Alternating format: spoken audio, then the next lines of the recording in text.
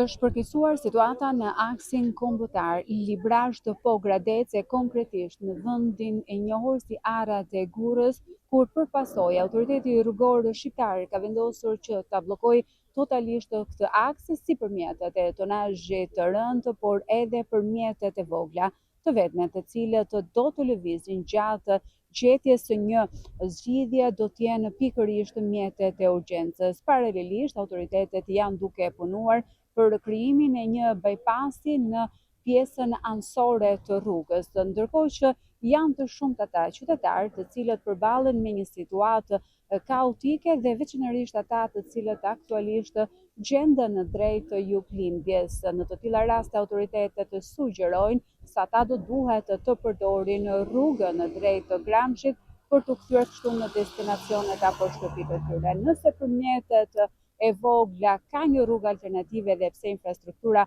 paraqet problematika të shumta për t'u aksesuar, ndërkohë që për mjetet e tonazhit të rënd nuk ka asnjë lloj alternative tjetër. Në të tilla kushte ato janë të bllokuara në rrugë. Kjo situatë nga ana tjetër vën në rrezik edhe furnizimin me energji elektrike të qytetit të Librazhit dhe Prengesit. Gjithsesi autoritetet janë duke marrë masa ku nëse do të kemi problematika në këtë drejtim, do duhet që furnizimi të bëhet nga nën stacioni i Prengesit. Kjo për vetë faktin se një nga linjat e tensionit të lartë, e cila ndodhet në zonën ku unë jam vendosur aktualisht, rrezikon që të shembet.